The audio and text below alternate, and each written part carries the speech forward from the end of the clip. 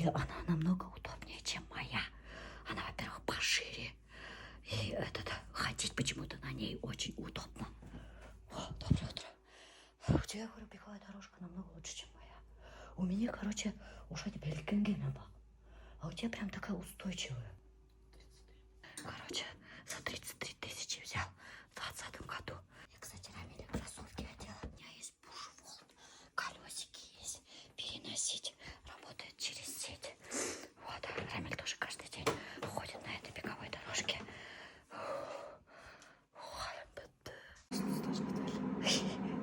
Я обычно там от часа хожу. Могу 1,5 часа. Нифига себе. И сколько ты проходишь километров? 6. 6 километров. Я айлап yürüyeyim, что ли? Я айлап yürüyeyim, что ли? Я сейчас быстрый бег. Быстрый бег. Ой, фу ты, быстрый шаг. Быстрый шаг. Потому что колени тоже болят. Короче, Рамиль Айгуль любит как это называется, горные лыжи. Постоянно обсаковала тусить на Лярине. И вот они оба сейчас, у обеих болят колени. Это потому что очень травматический вид спорта. Вот это горные лыжи. И сейчас на беговой дорожке ему больно уже ходить. Прикиньте. Hülük koyduğu gerek, hülük. Hülük от всех болезней лечит. Эссей постоянно меняет hülük koyuyor. Рамиль, оказывается, по утрам сначала зарядку делает, потом только до утра бегает.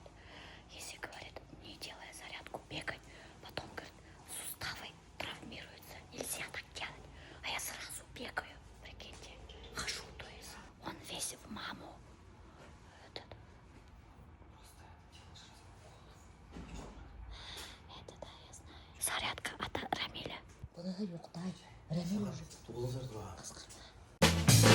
Вдох глубокий, руки шире, не спешите, 3-4. Бодрость духа, грация и пластика.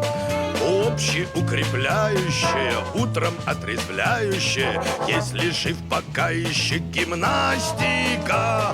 Общеукрепляющая, утром ободряющая, если жив пока еще гимнастика. Если вы в своей квартире, лягте на пол, 3-4. Өскукей. Ага, тоз. Разрыхлитель, бір консервированный, какая рыба? Тунец. Ага, и сметана. Пол пачки. Это сколько? Ну, яртая каймак. Бір стакан он. И все это перемешиваешь. Перемешиваю и сейчас засуну запекать. Рыбная запеканка из тунца. Кукей будет жарить Рамиль. Он натирает уже сыр. Потом у них, смотрите, какое-то интересное масло. Гхи. Рамиль? Хармай. Бедекилер армай, бедекилер аррыны ашакны хармай. Это хармай, что ли? Хармай. А где вы взяли это хармай? В магазине продается, что ли? Офигеть. Супермаркет-то. В Озоне заказали хармай. Представляете? Еще хармайда Рамиль будет кукей жарить. Какой-то рецепт свой. Қарағыз Айгүлдің посудалары нендей матур ғана. Айгүлге киған прямо без посудаларын. Потом меня тоже такую охота купить всегда. Ну вот, короче, размешала все. И теперь вот это все заливает хаутқа, майда майынса. Готовим до готовности. При 180 градусов. Сколько? 180. Ага, и сколько минут? До готовности. Готовность. А қаян білерге он готов не ехал? Примерно 30 минут. В всех моих сторисах Рамиль кукей жарит.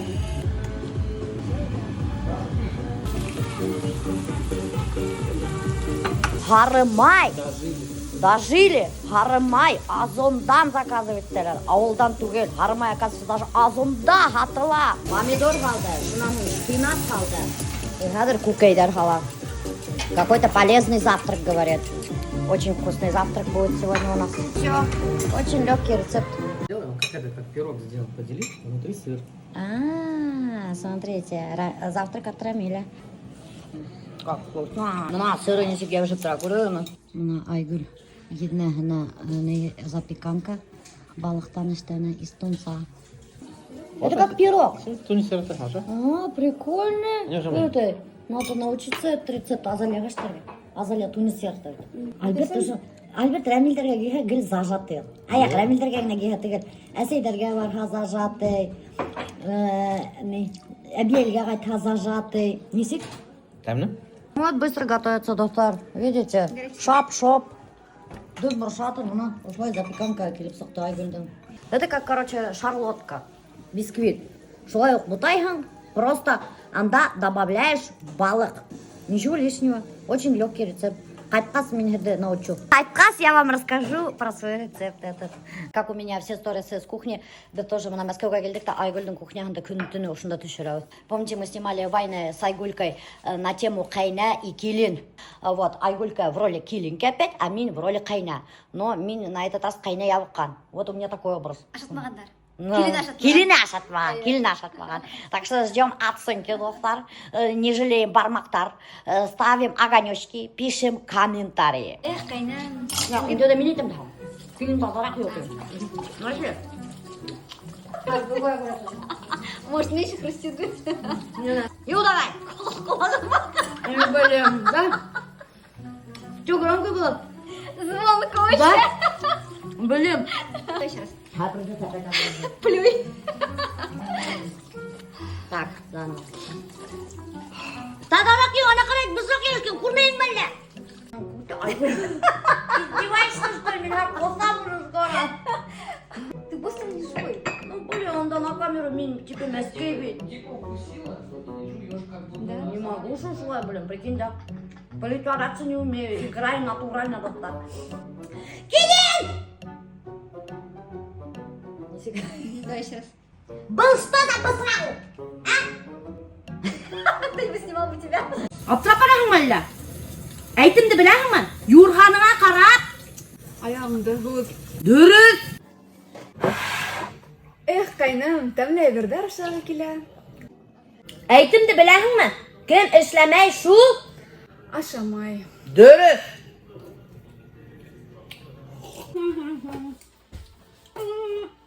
Килин! Кайнам. Был что за сағыл? Әйтемде беләһеңме? Свинья везде грязь найдет. Шумы.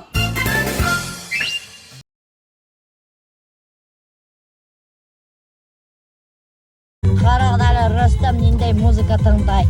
Мәскәүдә яшәп. Бұл етегәнме? Етеген, қарағдалы, ваши фанаты. Даже Мәскәүдә һеҙҙең йырҙарығыҙҙы тыңдайҙар. Прикиньте. Әйе, үҙҙәренең ауылдаштарының йырҙарын тыңлап баралар. Отой, что ностальгия, ауылға атҡың киләлер әле. Етегенде тыңдағасын. Рөстәм. А? Ну-ка, честно скажи. Скучаешь, мы? Честно скажи-ка. Конечно.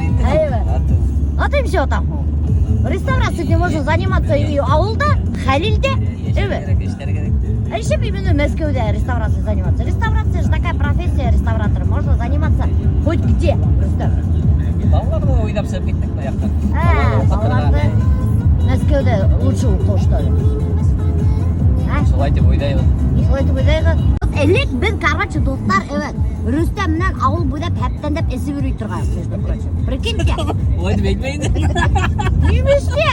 Услышали ла хо? А что такого-то? А ты и постоянно балась торган. Еще был за моей одноклассницей Гульназ Давлетшиной ухлёстывал. Прикиньте. Һәләгәйдәр агып артынан еріп тикелеп торган. Но Гульназ не хотела салагать торган баны. И ты мы же Гульназ артынан еріп торган. Гульназ, мен Рөстәм менән если ты меньше не Кто мог подумать?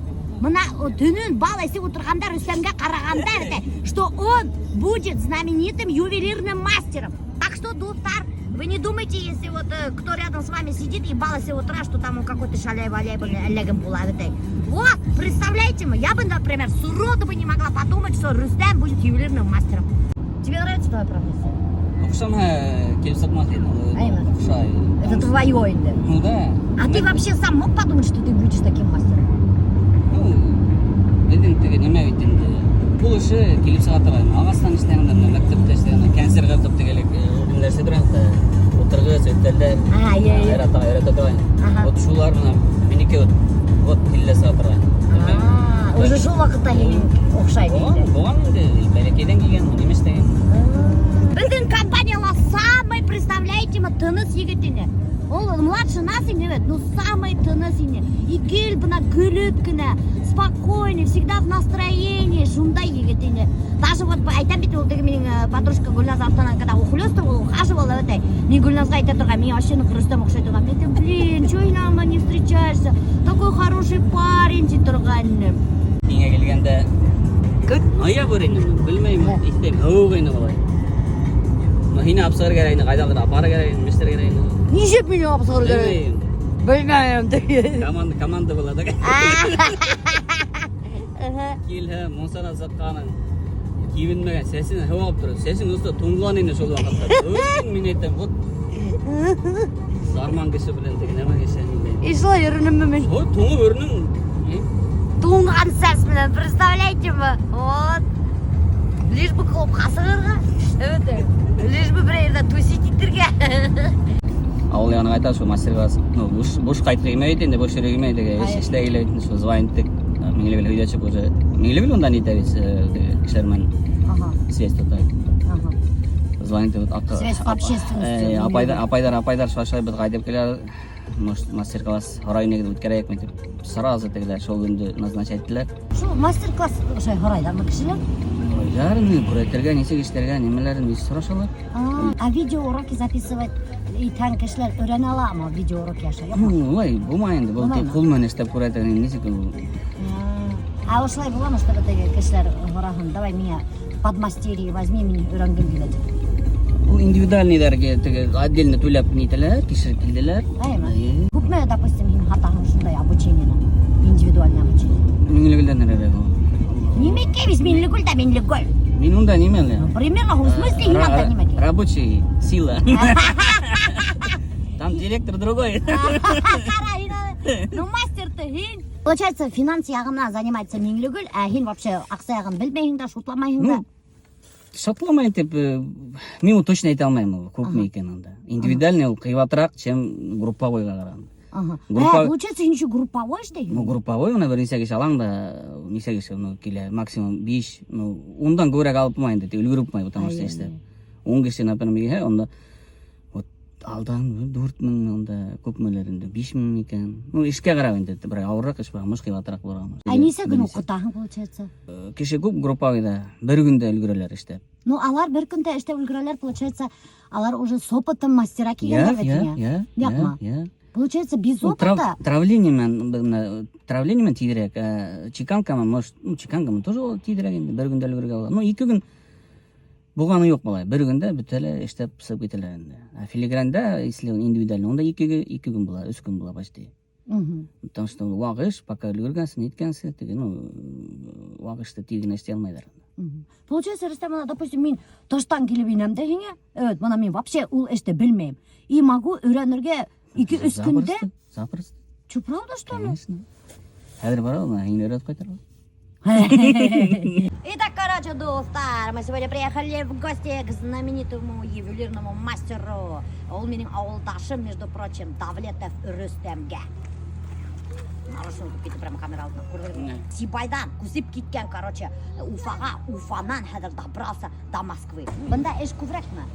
Или все равно заказдар в основном келе Башқұртстандан? Өдекілер Башқұртстандан. Хәдір мұна күріп неме дұрая баштаны. Это по всей России. Республикалардан Россия. Олардығы похожи ма? Похожи. А татардардығы бідікілердікіне ұқсаған ма тоже? Ұқсаған. Айырылмалары жоқ. Да? Прикиньте, достар, представляете, мына Башқұртстандығы, Татарстандығы и Удмурттардығы украшениялар почти что ұқсаған тей бір-біріне. Бізде солпы, шолып, татарда чолпы, Қазақстанда шолпы деп аталады. Шолып ну есімдері генә дирек. Кстати, да, Сибайда же сығаралар драгоценный яшыма да алу. И шунда бар техникум, колледжма, и шунда мына Рустам оқып өткен. И прикиньте, достар, потом он переквалифицировался и ушел от камня к ювелирным украшениям. Менлігүл менен Рустам, они работают на пару. Юргандаштар. Как живут юргандаштар, скоро узнаете. Следите за сторисами. Ингилете кухняна я бастанак. Мен мында әйбір яшек отырайын. Менлігүл звайынтайын. Миләшә келе асыққан дейді. Уфалау асыққан. Мен бұларға ядам бір Рүстемді де бөшіріп қойған бетім. Мен ас келем дегенім ана. Рүстем айтам, Меңлігүлді түні бойы бөшіріп сықтатты. Ана зато біледі, Меңлігүл әйбет болды бетей, кухняны ейіп қойған өбет. Чай шекелерге көрден ана мен келе чекесін уже дөпір шатырғаннан түнін кухня ейіп сыққан Рүстем. Меңлігүл түні бойы ашарға бөшірген, прикиньте. Так что почаще мені сақырғады, если мебеліғады ейлмаға. Ас келе тегіз доктор қарағдай, Меңлігүл аш та бөшіріп қойған, плов та бөшірген, әлі немелер бөшірген, шундай байтып өстеледі де қойған. Даже балық та бөшірген, что ли, Меңлігүл? Не бөшірген? Горбуша. Ох ты, специально Альберт, білелер едің балық ятқанымды. Гарбуша бөшіріп қойған. Әй, биш бармақ қағындыра ол, мен өзім бір биш бармақ бөшірген жоқ. Шуға Альберт айт, әлмейе бір биш бармақ ашап қағы жоқ деп. Айберге бақым той баша бачадың. Биші бармақта мен егілет. Кімге ғана қонаққа бармағанда бір түрі. Столовыйға тегі асқыштарға жүгіріп тұрайын. Шүтті бір-бірімді тапа, бұл қақпыты қомырда ашамағымы деді. Звонок болайын еді. Ушақты емел екі алғандарда. Подписателерінде кемдік екен. Руслан бұяқтан басқаратын. Тидрек ойыбы тегазда кеттік өйтін. Айрата естіп қал, неме тейін де. Ушаның емел бола тұрышты. Ладно дейді. Итак, доктор, мы сейчас заходим святая святых в мастерскую ювелирного мастера Рустама Давлетова. Кстати, вот он мастерскую у себя прямо сделал в трехкомнатной квартире из гардеробной. Прикиньте, из гардеробной сделал себе мастерскую. Итак, сейчас вы увидите, чем же занят Рустам Давлетов в своей мастерской и как она выглядит. Я, конечно, ожидала, что здесь вообще капец, блин, лурберный кентеп, кабинет кентеп, Рустам. Уже урын етейінді, получается. Ну, етейін, шапым. Хаттым. Украшениялар. Елі отырдық түгіл, украшениялар, бәлекей украшениялар. Онда массивный немелер yok бетінде. Неше сағат онда проводишь, Рустам? Ертем тұрам да, кескен жоқтарға шанс өп кетем. Ай, күні бойы получается бұнда? Ну, почти заказым көп бұға, күні бойы отырам. Түнгі тектім, если срочно бір заказдарын келіп сықтайын. Допустим, бір украшениені бір заказды көп мәшлейін, по времени сколько занимает? Смотря ненде неме, если бір дұрырақ бір украшениялар бұға. Ну, мына солпылар, солпы, если парный солпылар келіп сыға екен. Еще мен Меңлігіл мәйкада өштейдім береді. Мен корпусы нееп, Меңлігіл есі нееп, общий нейті паяйты, шлифайту, мына бізге, екі бізге, үздүрт күнде, если ертан тұрып кеске келместен, үздүрт күнде істерге ерға олайын да шында. Үздүрт күнде солпы можно ерға. Бұлар мына, Вообще бұрынғы бір әмелі. бұлар біздің бірінші іштер. Әй ме? Шуаларлар түгі. Талисман хымақ әлі. Қорқыныз, Ona bittiler. Birinci işler var dedim. Меня, допустим, бельмян кешеге, мне кажется, что это очень красивая работа. Ну, как ученическая ешкелепса, он уже Мастер. уровень, evet. Уровень дәлі мастер. Көбірек кейін реставрация шейін ме, Рустам? Или көбірек неме? Реставрация түгел, біз реставрацияға хирек кина келе, мына тігі ілікке солпылар, табып алған солпылардың томына көретеймді. Ошнамы ғері, например, солпы ушкалар ханған бұла, ошо ушкадан пайты пирәң, монеталарын пайты пирәң дейтінді. Есіндегі витойдары, мына филиграны нетілген бұла, шуларды толтырып пирәбі. Индустардан таш еріне, уақыт таштары готовыйлар хатылайынды. Шындай готовый. Не, таштарды индустарған хатылайынды. Под размер. Ну, өтен ерден тапмағас, шулардан алынды. Шенеттары түрді бар ол. Мына шынамақында, например, немелерге енді, брошкаларға. Овальныйларды, оларды под размер еттегі нетеңінде. Айдалар. Мына квадратный уже готовилардық. Олар яшмайынды, конечно. Ну, фианит, агат. Түрді таштар, заказчица неме қарай, индей таш қарай. Шуны тауып нетеңінде. Мына әді таштарды көретейін. Коробкаларды мына. Түрді аметист, немекей, сердалик. Мына тоже фианитиктер ешілгендер. Нәйінде шу? А ен өзің реставрировать деп перепродажей не занимаешься, получается только ремонтами, да, Рустам? Ну, ремонт. В основном ремонт қағып келелер ол. Мына олар ерден тауып алғанда мен әпкелер бейтін. Бұрынғы, ол уже темір араған болды. Нисек була Тимир арыгы? Ну, уже теге өзүнүн немен свойстволарын югалткан. Мен от менен болам бетинде. Утман яндырганда ири да коя. Тимир. Темир уже тутыгып нете бүткөн болар. Шуга ауыр буларды реставрация алалар. Мен көбүнөн отказаться айтам. Потому что теге утман ялта баштаган иште жок акына бетинде мына ошо, например, күрөтөйм. Недик гана мына проводтор. Ал иште несе ел уткан, несе ел жерде яткан бетинде. Утман ялта баштаган эргендегилер ири. Ну сразу айтам, если ямха менин вина нет тут. Рөстөмгө кийген ошондой заказ, ошондой хыргалар иштерге. Мындайды біз уже иштенік. Надо повторить, но біреуге окшаганда. Вещулькалары мына әзір уже. Мына ошондой хырга иштерге сенин көпмө вакытың өтө? Полностью под ключ весь.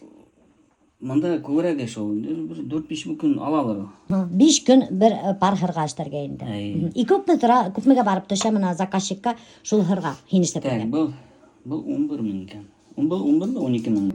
Бар шу астында 5 немелик саты деге вещулькалары, үстүндө немеке ташы көбүрөөк 15 миң. Кара дал достор. Обалдеть. Монеталарга келгенде, булар настоящий монеталар, серебряный. Аларды кайдан алдың? Антикварный магазинда немелерден заказ айтып, ошо алам инде. Ошондой монеталарды. Булар копия.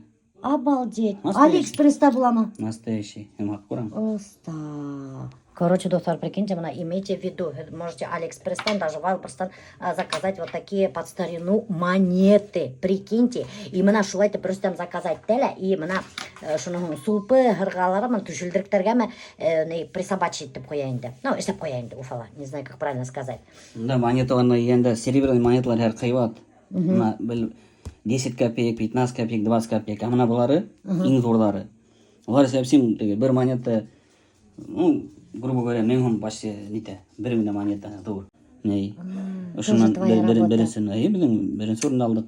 Бул бидин башка немеле Уфала музейде ята, биз шуну повторили. Музейный экспонатты повторили. Им получается көп музейный экспонаттарды повторять там, evet. И көп обращаться этилерме кишилер, вот чтобы повтори ошо музейный экспонатты деп. Көп. Да? В основном кимдер, кто такие заказы делает? Артистармы, бейусилермы, какие-нибудь, или простые такие люди? Бидин ишлер. Мына Гүлсүм Хусайна бар деген алды эшен. Прикиньте, достар, мына бидин Дорогинала яшай Гүлсүм деген кызыкай, она занимается реставрацией старинных костюмов.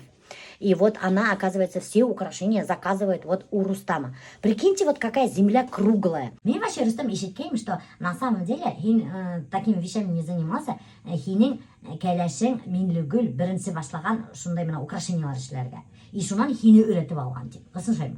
Мен окутусум дейт. Окутусы? Ты женился на своей учительнице? Вот это поворот! Улайтып этме. Улайтып этме. Уяла, что он женился на своей учительнице. Мына караган, мына был таштан улайтып этем дейбит. И мына сова получается. И мен аны в дальнейшем хочу вот так вот одним словом сделать. Чтобы вот такой гурет, ошо таштардан ошо келип сарга тиеш. Рисунок камня вообще сильно обожаю, потому что уны тяжело найти, и коллекционеры как раз охотятся за ними. Примерно начинается от 80 тысяч. Примерно. Да, это как найдешь инде покупателя. У нас мы, одним словом, на бір ел элек хаттык үсүйдмінлік картинаны, аны бір почти үсүйл хаттык деп айтатын. Ну, шулайрақ инде. Поэтому оно стоит дорого, и найти покупателя сложно. Камни, оказывается, не больно-то хороший доход приносит, поэтому и вот Рустам Минлүгүлмен ушли в ювелирку. Ювелирка, оказывается, хороший доход приносит, что они даже купили трехкомнатную квартиру в Москве. Хотите, я вам сделаю рум-тур? Можешь этот процесс показать? Башта корпусы ела, играмен толтырам нашыларды, уаққына толтыра, Минлүгүл. Ошайтып формалар иштеп, быйывкалимен тоташтыра, и меня кире яп келе. Мына шофлюз специально иштеген магазинного хапла. А шофлюзды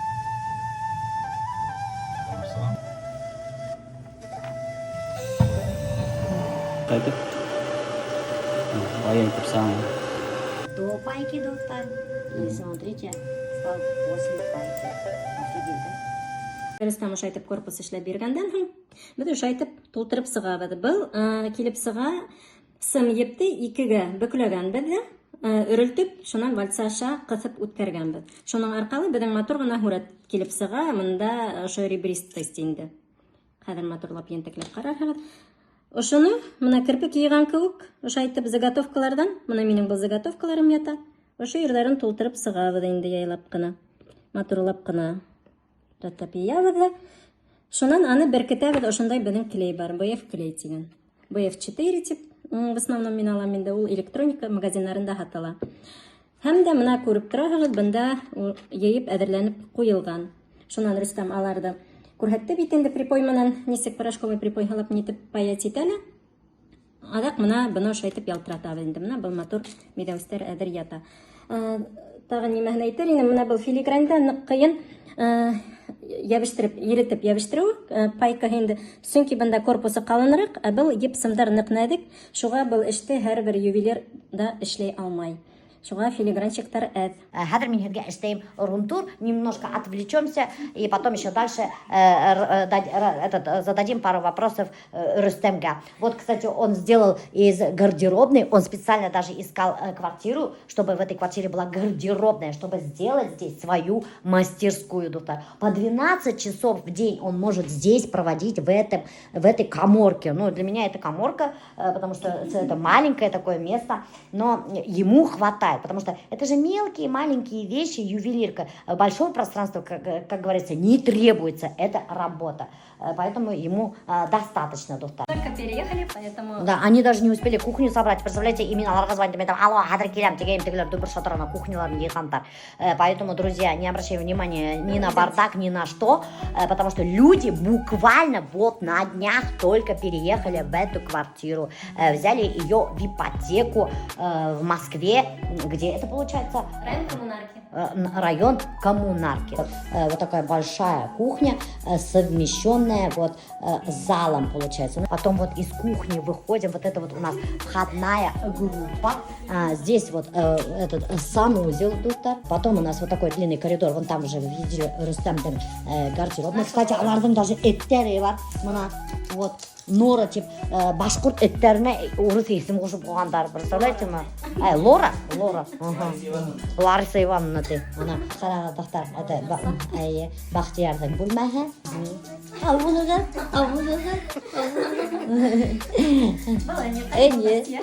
Очень приятно. О, бұл өнге хитрушка өдіне ең зор бөлме алған, өтек. Онда қыздар шулай, мына. Еще один санузел. Нифига себе, 2 санузла, представляете? Теперь будешь бында каморки не 12 часов проводить, ипотеканы төлейм деп. Вообще біз хили яп қоямыз менлегіл. И сығармай, пока біз ипотеканы төлей өтмеңіз менлегіл. Вот так и живут, доктор. Давлетовы ювелирные мастера в Москве.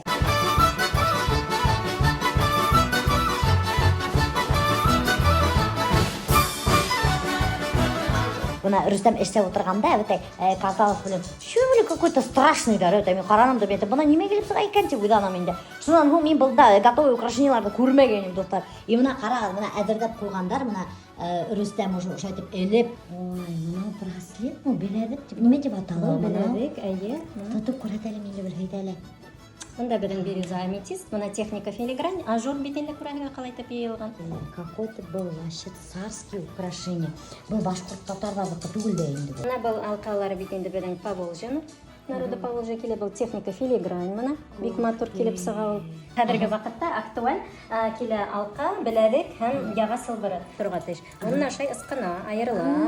Күрәгән. Аны теләһәләр камзолға қоя алалар, ошайтып. Мына если укы бітәләр икән, шу мастер ювелирных изделий в группе, если 12 человек, 2 из них только, говорит, могут работать. Остальные сразу отсеиваются, потому что не хватает, опять-таки, терпения. Мына біздің келгенде ошо бәләкәй алқаларға, олар 2000 тора, неге 2000 тора бәләкәй генә булһалар, теге біздің үрәнгәннәр битендә арзанга алып. Без бында күп швензаһында һатып алабыз, ташларын да һатып алабыз мына. Ну 2000 кыйбат түгел инде минлегел. Ну, кемне безгә шайтып торып язалар, кыйбат, көмеш тә түгел. Кыйбат, тип инең башы, это ручная работа. Һез 2000 аксагыды алып печёрочкага сыгып, бухта алмайһыгыз. Икмәк, һөт и бер какой-то дешевый колбаса, может быть, ала алырыгыз, а может быть и юк. И шума алгатта Бұл ғырға ручная работа металдан, неменде металл дейсің әлі? Нейзельбергтан ішленген 2000 нендей қиба біздің кіші қызық енді. Қиба! Какая красота! Енелген ала еще шундай. Крест мына келе готовый, если вот крышкаға келе, кресттің. Ақтағы корпустары, мына шкатулканы қылайын. Бір ішті әпері шамир қойып, нейті, автоматизация, бір ішті әпері. Реставрируют креста енді. А вот церковниктар обращаться дейін, получается? Церковник түгел ол, перекуп ол. Бір қайдан алала, табала, шундайды мен ішті әпері деп, старинный фотолар тастайды, шундайды можешь, қабатлап береді ішті. Креста ведь онда целая картина, говорят, эмаль манан эшләнгән була, гравировка эшләнгән була.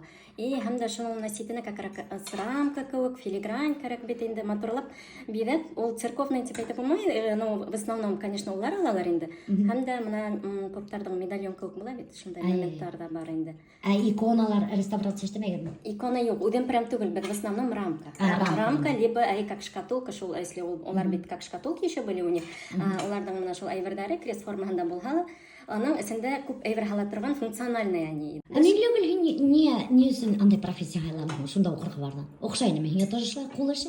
Айе, мин художественный яктан көслөйнем, һәм дә мин бер ел училище искусства укып киттем дә, ул укытучы эшендә. Анда күңеллерәк, һәм дә онда общежитиеһында общежитие булманы инде. Дөйм ятагы булманы бит инде. Без как раз был техникумда арендовать итә инде безнең колледж.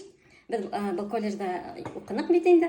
Hamda anda отработка була. Идән яудырталар бит инде. Идән яумас өчен мин хүрәт эшләй торган. Шунда Марина Юрьевна дигән укытучы кил, безнең ошондай бик кызык, һәйбәт түләүле эш бар дигән. Без шул таш эшенә күстем дә киттем. Шунда беренче курска күскәндә уже Рустам белән танышып.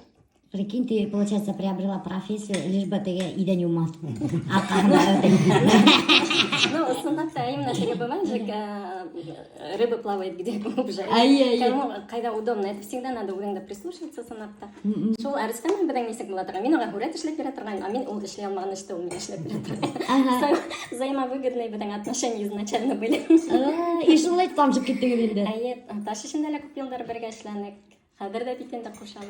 Хәзер дә бергә. Бергә эшләп кыен түгелме моны? Өйдә лә бергә, эштәрегездә бергә. Килеп сыга инде, как без этого. Весело даже очень бывает это. Обычно теге бергә эшләгән, бергә яшәгән скандал без конца иреш талаш була бит. Ну без конца түгел Аллага шөкер. Юк, ну калашабыз бывает. Ремонт эшләгән өчен аяктан булай калганнан нормально. Ай творчество. Бер ремонт эшләргә алып киткән белән шунда, әдрәк. Рустам белән классику любит, а мен абстракцию. Мен, например, уже акши, серый тоннар хайламат, мен вообще кара, такой дерзкий цвета выбрала. Ну, пока так, как есть. А не бер помощник фәлән алгы кимеме? Мен же студенттарда укыттым. Техника филигрань, в принципе, в ювелирном деле очень сложная техника. И получается, нам эшләй инде, кешен өйрәтеп алу ул эшкә нык авыр. Без мастер-классларда эшләп, менә теге үстереп маташабыз мастерларда, Башкортстанда, әле Казанга барып кайттык. Мастерлар күбрәк булһын дип барабыз, әмма теге эш авыр булган аркалы эшләтеп китеп булмай кешеләрдә. И теге не на Рустам без бергә эшләйбез, шуңа мин көләм инде. Теге самый лучший студент булганга. Даже колледжда целая группа выпускать иткәндә 1-2 студент калһа, не уверен, что это очень хороший такой результат. Получается, нисә кешенән, бер икәс нигә? Группа 12 кеше теге стандарт килә. Хотя бы 2 кеше сыка, 1 кеше 12 кешенән. Хотя бы чуть-чуть нисәләр на 5-летка тибез бит инде 5-леткалар хотя бы эшләйдер. А если на 10 ел, 30 ел менән алһаң 1 кешеләр калмый даже бабай. Бер в основном старинный немләрдә копиян кабытларга тырышабыз. Безгә аны фото әйберләр, улар тик борынгы бер фотоны табалар да. Миңа шундай кирәк. Как раз теге немәкәй. И шуны без мына кабатларга тырышабыз инде. Стилизованный теге немәкәй, современный нәрсәме, в основном старинный эшләрендә.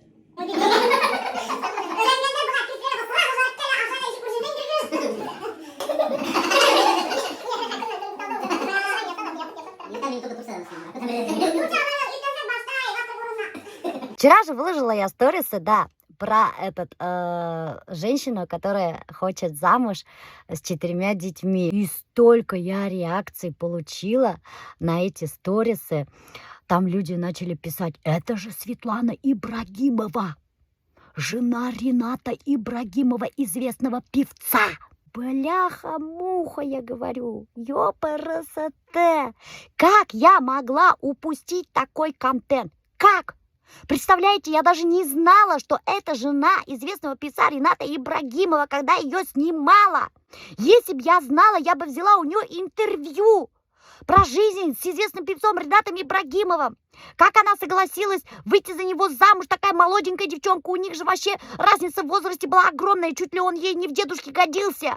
Я в шоке была, когда узнала, что это она. Эх, ну как так, блин? Вообще так обидно было. Это же такой материал, блин. Можно было много чего рассказать, много чего показать, как говорится. Даже отснять целый материал, выпуск. Как живет она, про детей, про жизнь ее. Это же так интересно. Блин, такой облом века, друзья. Вообще, честное слово, облом. Там вообще люди понаписали, что, оказывается, Ренат Ибрагимов, когда первой своей жене сказал, что возьмет вторую жену, первая жена, оказывается, была против и запретила ему брать вторую жену. И тогда он, оказывается, ушел из семьи и женился вот на Светлане Ибрагимовой. Прикиньте. Я не знаю, конечно, это правда или нет, но это со слов подписчиков. В Телеграме понаписали вот это все. 3 раза Ренат Ибрагимов переступал порог ЗАГСа. Вначале со своей ровесницей, затем с девушкой, которая была моложе его на 15 лет, а третьей женой стала та, которая буквально годилась ему во внучке.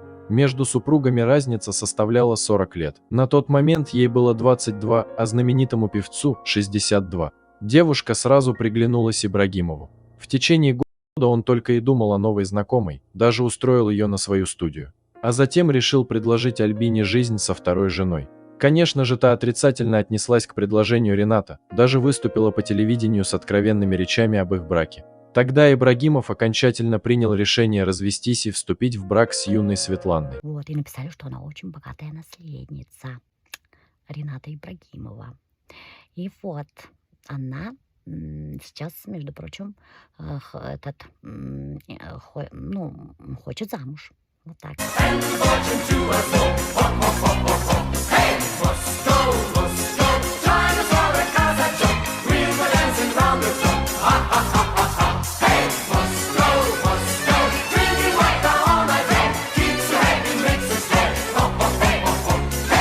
Ну, смотрите, какая разноцветная, красивая Москва. Прям Милоша, вообще. подари мне такой подарок, чтобы я сказала: вау, Феррари.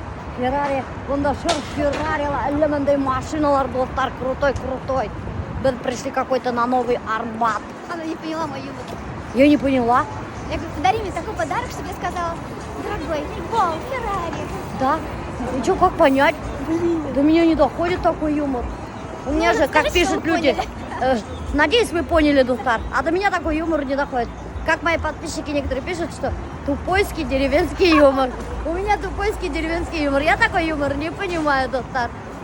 Это что значит? Давай объясни. Дорогой мой, подари мне такой подарок, чтобы я сказала: вау, Феррари. Ну, такой прямой намек. Чтобы ты подарил мне, чтобы Да? муж подарил Феррари. Блин, я тупая, походу, дела. Это что такое? Куда мы пришли вообще? Мы на Новом Арбате. Ага. И мы пойдем в ресторан, у нас кухня, где очень вкусно готовят шарма. Самый вкусный берш — это Аватя. Это улица для молодых, для прогулок. Параллельно еще есть улица с историей. Есть цена Цоя. О, с тобой не все пришли ргатып что ли? Они эшечку. Ура, Духтар. Все пришли ргатып. Я думала, настоящий. Весь улица бойлап ресторандар. Бында, короче, яшьтер туситтелер. Это Новый Арбат, типа того. Тут келдик какой-то ресторан, дом чая и солнца, плова, еще что-то там, какой-то нават тусимый. Тут, говорит, очень вкусный бишбармак казахский. Кстати, мне разрешили, прикиньте, в этот ресторан зайти в курточке. Прикиньте, тут так. А в Уфе, когда я была в одном ресторане, не буду говорить в каком, я своих одноклассниц хотела в ресторан сводить, да. И я в плаще, короче, зашла, я тоже в футболке была и в плаще. Я говорю, можно я зайду, посмотрю, говорю, в каком месте мы можем сесть, потому что не все места там были свободны. Можно посмотрю, говорю. И мне не разрешили зайти в плаще. Они, оказывается, тут постоянные гости. И тут Рамильдар проводили еще ифтар, оказывается, прикиньте, на 1 000 000 рублей. Прикиньте, ифтар на 1 000 000 рублей они здесь проводили. Офигеть, да? Смотрите, какая красота здесь. Офигеть. Я что-то подобное видела в Кыргызстане. В Кыргызстане такой ресторан есть. Тоже такой шикарный. Как красиво. Это вот наш стол. Нифига себе. Какой шик, блеск, а? Альбертқа неме кетіріп қойды ғой. Қарай банда. Қарай. Алмыққа ұқсайды. О, нифига себе. Смотрите, достар. Офигеть. Прикольно, Прикиньте, мен настоящий байбисе. Бұл қазақтардың национальный костюм емес па? Ну, короче, мен азиатский байбисе болды. Прикиньте, как я вам? Қадірлі достар. Қазір ашайбыз кәмдей деп тұрып, беш бармақ. Мына осылай деп ине отыралар. Телевизор екен шторки закрывают. И вот таких кабинок много. И также есть вот такие вот столы. Это наш стол будет. Очень яркий, сказочный, прикольный ресторан. Очень прикольный, очень. Посмотрим, какие тут цены. Так, вот смотрите. Что қады, 920 сом тұра. Тарелка қады. Кстати, сындапта хақтар үфілі мақ. Мына қарағыр. Мына бұнда 5 бармақ тұра өтейк. 902 сом 500 грамма. Как в ресторанах. Мына из конины бар. Из конины қибатырақ достар. Вот такие вот примерно цены. Плов, допустим, мына 260 сом. Ну, для такого ресторана цены очень даже, я считаю, нормальными. Я здесь один раз проводила ифтар, женский ифтар для Москвы, самый большой ифтар женский в том году. За 1 000 000 рублей? Нет, вначале за 485. А потом за 1 000 000 рублей? А в этом году попросили 1 000 000. Да, прикиньте, она офшор ресторан. Место Ты классное. полностью А я это, чтобы полностью арендовать? забрала. Полностью? Да. Офигеть! Ну, конечно, а что ты хотела-то? Да, 1 000 000. организатор я, мои подруги. И сколько человек было? 220 человек. Офигеть. В этом году хотели также здесь, но они подняли, 2,5 раза или 3 раза цену, поэтому пришлось в другом месте. Да, Но- прикиньте, достар. Несмотря Так на что то, не что- проводите здесь ифтар, достар. Очень дорого здесь проводить несмотря на то, ифтар. что мероприятие благотворительное, цены такие. Да. Ну, алар үсін благотворительность түгіл, да. Хинин үсін благотворительность. А улар үсін это бизнес. Мен что, думаешь, робот, что ли? Конечно, Айгуль меня задает вопросы, что я армайм, что ли, Милеша пойти? Еще как арым? Я же не робот, блядь. Ты идеи им А купты. с виду как будто робот. Да? И кнопочка должна прилагаться. Симплантом. Балгаман, бана не отпускает тема кнопочка с имплантом, которая мужской, ты или Мы кутера. сегодня даже спускались смотреть на нее. У меня работает такая. Ну вот, смотри, ты в 5 раз встаешь. Что ты пьешь в первую очередь? Пищевые добавки. Черный тмин, достар. Эсэгел черный тмин. Очень полезен для организма, для повышения иммунитета и очень влияет на настроение. Бренда Да. легко. Коллаген Натощак, пью. натощак. Ага. И у тебя кнопочка, то есть горшочек не останавливается, все время варит. Да, Пока все ты не время ляжешь. варит, пока не отрублюсь. Иногда я отрубаюсь прямо в очках и в телефоне. Это правда? Мен прямо иногда даже очкиммен ұйықтап кетемін. Теге уақыт Альберттің фотосқан. Мен несек уже эштеп жатқаным, evet, кеткірей бәлекей диванчикта. Шулай ұйықтап кеткенім, evet. И Альберт теге қорыққан, что мен өлген тип. Откинулась. Но мен өлмегенім. Копыт откинула. Ая. Аллаға шүкір, мен тері пока что достар. Вот, ты с утра вот на ногах, перелет, еще успела поработать. Приехали к нам, с нами поболтала, с нами сняла, потом поехали на умный форум, там поболтала со всеми, всех сняла, поработала. Черный тмин. А я пообщалась с ним. 18 этажей. Наверх и вниз. Түшкән сәхидәне, сыққан сәхидәне, Ай, килгән сәхидәне, утырган и до сих пор бедей. Это все черный тмин, доктор. Покупайте черный тмин бренда Вообще. легко. И тогда вы будете как я. Почему, за двоих орешь. почему у нас в семье я ору, а ты не орешь? Мы же с тобой брат с сестрой родные. Почему ты не орешь? Я не могу понять. Тебя услышат, не обязательно орать. Кто не в курсе, мы с Рамилем вместе не росли. Мы росли отдельно. Прикиньте, мы воспитывались отдельно. Прикиньте. Он воспитывался с мамой, я воспитывалась у бабушки с дедушкой. Поэтому мы совершенно разные люди. Все-таки воспитание очень в жизни человека большую роль играет. Гены, конечно же, воспитание, конечно же, среда обитания. Все, что окружает тебя вокруг, это большую роль играет в жизни человека. Все влияет на него, прикиньте. И поэтому мы совершенно разные люди. Он не орет поэтому, а я ору. Я, значит, обитала в такой среде, где надо было орать. А он обитал в той среде, где не надо было орать. Мы, короче, сюда переселились, доктор, вот в эту кабинку. Альберта почему-то нету настроения. Он очень довольный. Недовольный какой-то. Не бейдели. Қайда шапочкаң? Бар киіп ал, ана тұрып қалды. Ну қызықты. Михалықта өмірді. Не, антон киіп ал. Не, Никогда не было. Ой, блин. Это тема Баусаки. И нам кофе принесли, как попоем. Офигеть, вы чай наливаете.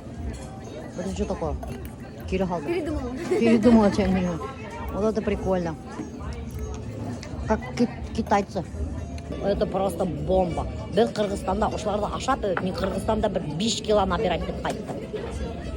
Но там со сметаной давали, тут сметаны что-то нету. Ой, там где гастрономическое наслаждение какое-то. И именно так сделали баусақты, как я люблю. Тозы көбірек.